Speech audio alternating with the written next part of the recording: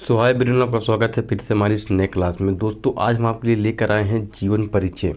ठीक है, जीवन परिचय हम आपको बताएंगे महादेवी वर्मा का।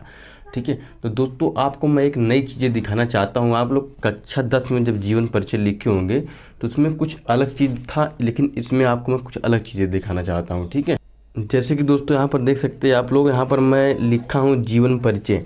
आप लोग कक्षा 10 में जब जीवन परिचय लिखे होंगे तो आपको यहाँ पर जीवन परिचय लिखने का पहले एक हेडिंग दिया होगा। ठीक है, आप लोग पहले यहाँ पर एक हेडिंग लिखे होंगे जीवन परिचय, यहाँ पर महादेवी वर्मा मतलब जिसका जीवन परिचय आप लिखे होंगे। ठीक है, और उसके बाद इसके बाद आप लोग लिखे होंगे हेड मतलब वो प्रश्नोत्तर नंबर। ठीक है दोस्तों, यहाँ पर देखिए जीवन परिचय जो यहाँ पर लिखा हुआ है, आप लोग जब पेपर देने जाएंगे 12वीं क्लास का, जब आपका एग्ज़ाम होगा तो आपको जब परीक्षा में जब बैठेंगे आपको जब पेपर मिलेगा तो वहाँ पर देखिए मैं आपको एक चीज़ दिखाना चाहता हूँ।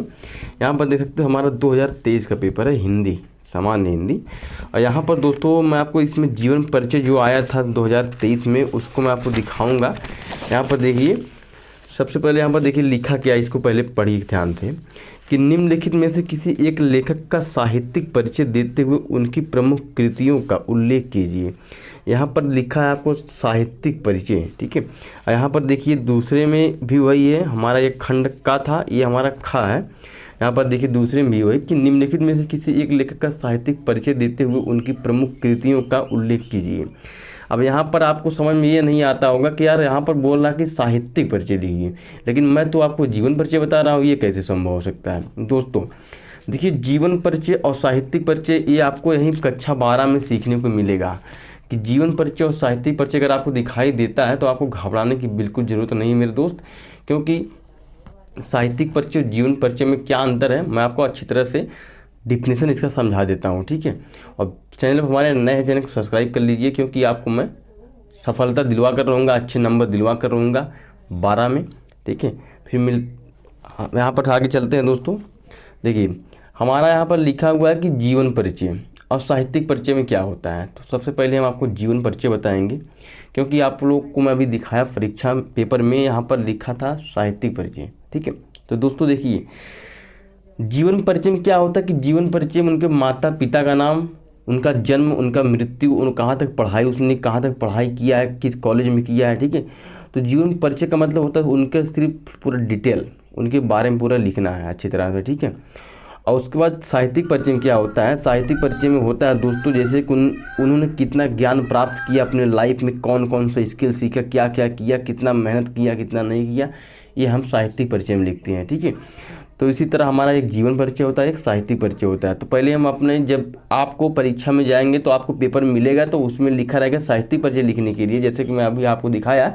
लेकिन वहाँ पर दोस्तों पहले आपको हेडिंग डालना होगा जीवन परिचय, फिर आपको डालना होगा साहित्यिक परिचय, जैसे यहाँ पर हम आपको डाल कर दिखाए हैं। यहाँ पर देखिए साहित्यिक परिचय, ये हमारा जीवन परिचय, ये हमारा साहित्यिक परिचय। ठीक है, तो इस पेज में आपको बस इसी तरह लिखना है जैसे मैं आपको यहाँ पर समझा रहा हूँ और बता रहा हूँ, जैसे मैं आपको यहाँ पर दिखा रहा हूँ, जैसे जैसे लिखा हुआ है बस इसी तरह आपको सेम टू सेम लिखना है जब भी आप परीक्षा देने जाइएगा। ठीक है, बशर्ते आपको क्या करना है, यही जो हमारा लाल पेन है यही आपको काला लिखना है, बाकी आपको प्रश्न उत्तर नंबर डालना है, बस और कुछ नहीं करना है। दोस्तों देखिए सबसे पहले हम शुरुआत करेंगे जीवन परिचय क्या होता है। कि यहाँ पर देखिए महादेवी वर्मा का जीवन परिचय काफ़ी इंपॉर्टेंट भी होता है। ठीक है, इसीलिए मैं इसको पहले लेकर आया हूँ। यहाँ पर देखिए दोस्तों हम चलिए शुरुआत करते हैं कि महादेवी वर्मा का जन्म, जो महादेवी वर्मा का जन्म हुआ था वो जन्म हमारा फर्रुखाबाद में एक शिक्षित परिवार में सन 1907 ईस्वी में होलिका दहन के दिन हुआ था यहाँ पर। ठीक है, महादेवी वर्मा का जन्म फर्रुखाबाद में एक शिक्षित परिवार में सन 1907 ईस्वी में होलिका दहन के दिन हुआ था। इनके पिता श्री गोविंद प्रसाद वर्मा भागलपुर के कॉलेज में प्रधानाचार्य थे। इनके जो पिता थे वो गोविंद साहब वर्मा थे। इन्होंने भागलपुर के इंटर कॉलेज था या कोई भी कॉलेज था, कौन सा कॉलेज यहाँ पर नहीं लिखा है लेकिन कॉलेज था, तो वहाँ के क्या थे, प्रधानाचार्य थे। इनकी माता हेमरानी परम विद्युती धार्मिक महिला थी।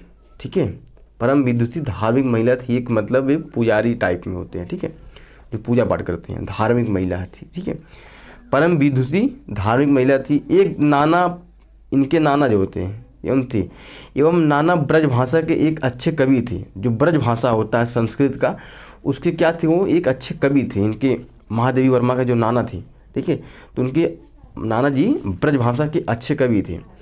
11 सितंबर 1987 ईस्वी में महान लेखिका का स्वर्गवास हो गया था। तो इसमें दोस्तों यही आपको बस देखने को मिला होगा, उनके माता का नाम, उनके पिता का नाम और उनका नाम। महादेवी वर्मा का नाम तो महादेवी वर्मा है, ये है उनका जन्म, उनका मृत्यु। ठीक है, ये चीज़ें आपको इसमें सिर्फ लिखा है कि जीवन परिचय में। अब मैं आपको यहाँ पर दिखाता हूँ दोस्तों कि साहित्यिक परिचय क्या होता है। यहाँ पर देखिए दोस्तों, हमारा क्या है, साहित्यिक परिचय है। ठीक है, यहाँ पर देखिए साहित्यिक परिचय क्या होता है।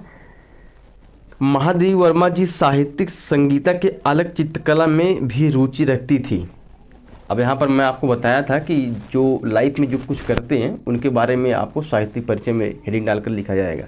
तो महादेवी जी अपने लाइफ में क्या किया, तो वहाँ पर इसको समझाया गया है कि महादेवी वर्मा जी साहित्यिक संगीत के अलग चित्रकला में भी रुचि रखती थी। मतलब जो महादेवी वर्मा थी वो साहित्यिक संगीत में मतलब रुचि तो उनका था पहले से, लेकिन उनके अलावा उसके अलावा वो क्या करती थी, चित्रकला में भी रुचि रखती थी। ठीक है, इनकी साहित्य साधना के लिए पद्म भूषण के संबंधित क्रिया इन्हें इनके ग्रंथ यामा पर भारतीय ज्ञानपीठ पुरस्कार प्राप्त हुआ। ठीक है, कोई भी थे जो भूषण के संबंधित क्रिया इनके ग्रंथ भाषा यामा पर भारतीय ज्ञानपीठ पुरस्कार प्राप्त हुआ। ठीक है, तो इन्हें पुरस्कार भी मिला था, यहाँ पर देखिए प्राप्त हुआ। और इन्हें आधुनिक युग की मीरा भी कहा जाता है। आधुनिक युग की मीरा भी कहा जाता है। अगर आपसे कोई मतलब आपसे नहीं दोस्तों, ये ऑब्जेक्टिव क्वेश्चन में पूछ भी लिया जाता है कि आधुनिक युग की मीरा किसे कहा जाता है, 1 नंबर का आता है। ठीक है, आपको फर्स्ट पेज में लिखा रहेगा, आ सकता है, लेकिन मैं आपको बता रहा हूँ, इसको आप याद कर लीजिएगा। हो सकता है भाई अगर आप के परीक्षा में आ जाए तो आपको 1 नंबर मिल जाएगा। ठीक है, जैसे देखिए यहाँ पर लिखा हुआ कि आधुनिक युग की मीरा भी कहा जाता है, किसको, महादेवी वर्मा का। तो आपको परीक्षा में अगर 1 नंबर जो बहुविकल्पी होता है, अगर उसमें पूछ लिया जाएगा कि महादेवी वर्मा का यहाँ पर देखिए आधुनिक युग की मीरा किसे कहा जाता है। ठीक है, प्रश्न आपका इसी तरह रहेगा कि आधुनिक युग की मीरा किसे कहा जाता है। तो आप लोग समझिएगा, पढ़ लीजिएगा कि महादेवी वर्मा को हम आधुनिक युग की मीरा भी कहते हैं। ठीक है, आधुनिक युग की मीरा भी कहा जाता है। इनके कारण वेदना की प्रधानता है। तो बस इतना आपको साहित्यिक परिचय में लिखना था मेरे दोस्त। ठीक है, अब आपको लिखना होगा कृतियाँ। यहाँ पर देखिए कृतियाँ लिखना होगा। इनकी कृतियाँ बिना लिखे इनके काम नहीं होगा। वहाँ पर आपको कक्षा 10 में लिखे होंगे आप लोग रचनाएं, लेकिन यहाँ पर कृतियाँ लिखना होगा। ठीक है, कृतियाँ और रचनाएं लगभग वही होता है दोस्त। ठीक है, तो आपको मैं यहाँ पर 3 कृतियाँ रचनाएं लिख दिया हूँ। यहाँ पर देखिए, एक निहार है, एक रश्मि, एक नीरजा। लिखें, लिखना आपको एक ही होगा। आप लोग इसको तीनों याद कर सकते हो। जितना आपको समझ में आ गया होगा दोस्त, क्या था हमारा साहित्यिक परिचय, जीवन परिचय और कृतियाँ। तो ये था हमारा very most important Mahadevi Verma का जीवन परिचय।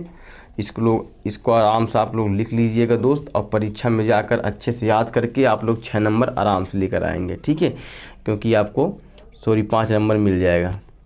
ठीक है, एक परिचय, एक जीवन परिचय में आपको 5 नंबर मिलेगा। 2 अगर आपका खा दोनों मिलाकर अगर आप लिखेंगे तो आपको 10 नंबर बिल्कुल मिल जाएगा। ठीक है, तो दोस्तों ये वीडियो आपको कैसा लगा कमेंट बॉक्स में ज़रूर बताइएगा। और फिर मिलते हैं नेक्स्ट वीडियो में। चैनल पर नए, चैनल को सब्सक्राइब कर लीजिएगा, क्योंकि आपका भाई जिंदाबाद। कोई दिक्कत नहीं है मेरे भाई, आप लोग पढ़िए आराम से, प्यार अपना बनाए रखिए। और उसके बाद मैं आपको लेकर एक न एक क्वेश्चन इम्पोर्टेंट क्वेश्चन मैं आपको बताता रहूँगा हर एक सब्जेक्ट में। फिर मिलते हैं नेक्स्ट वीडियो में, तब तक के लिए धन्यवाद। जय हिंद।